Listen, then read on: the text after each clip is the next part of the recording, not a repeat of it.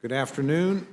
Responsible governance is a core pillar of the Republican commitment to America. Today, the Rules Committee will continue to deliver on that promise by ensuring fiscal responsibility and addressing executive agency abuses with three measures. The first I'll discuss is essential to upholding both the constitutional and sacred obligations of Congress. H.R. 4366, the Military Construction, Veterans Affairs, and Related Agencies Appropriation Act for fiscal year 2024, will fulfill our Article I responsibilities and honor the service of America's heroes, our veterans. This appropriations bill provides robust funding for critical health care benefits and service programs for the brave men and women who selflessly served our nation. It invests in the well-being of veterans, VA medical centers, and our national security. I want to reiterate that this legislation fully funds health care for our nation's veterans, ensuring those who fought for our freedom get the care that they need and deserve. It also provides nearly $1 billion in funding for military construction above the President's budget request, with a focus on investments in military housing and other quality of life projects to provide support for military families. By prioritizing spending to focus on these priorities, not radical left-wing schemes like critical race theory and contentious diversity, equity, and inclusion programs, we're targeting resources to make the greatest impact for those who've worn the uniform.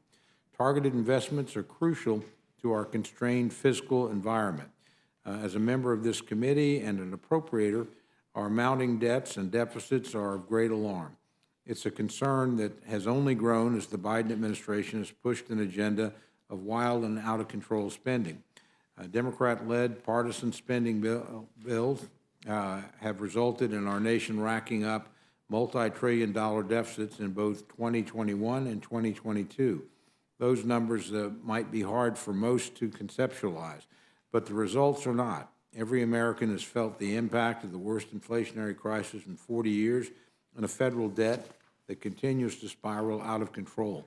Hardworking middle-class Americans are paying the price for this irresponsible spending spree.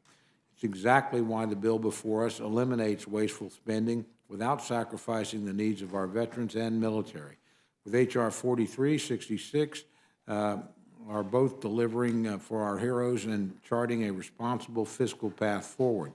I expect robust debate on this bill in today's hearing and look forward to a strong amendment process. Our two additional items today are joint resolutions arising under the Congressional Review Act that address the concerns of the Biden administration's overreach under the Endangered Species Act that is hurting American farmers, ranchers, and other landowners. These measures previously passed the Senate and only need to pass the House to go to the President's desk. Specifically, the Senate Joint Resolution 9 disapproves of a rule listing two population segments of the lesser prairie chicken as endangered and threatened, and Senate Joint Resolution 24 disapproves of a rule uplisting the northern long-eared bat as endangered. The listing of the lesser prairie chicken has had serious impacts on my own home state of Oklahoma, while the listing of the northern long-eared bat impacts 37 states where the species may theoretically be found. As with the Waters of the United States rule, the common theme of much of the Biden administration's environmental regulations is expansion. At every turn, the administration seeks to expand the scope of environmental laws and to give in to environmental activists. The end result is to force private landowners to shoulder heavier burdens and to tie up development projects with more red tape. Even in circumstances where there are successful voluntary conservation efforts being managed at the state and local level, as is the case with both the lesser prairie chicken and the northern long-eared bat. These efforts are not enough for the Biden White House.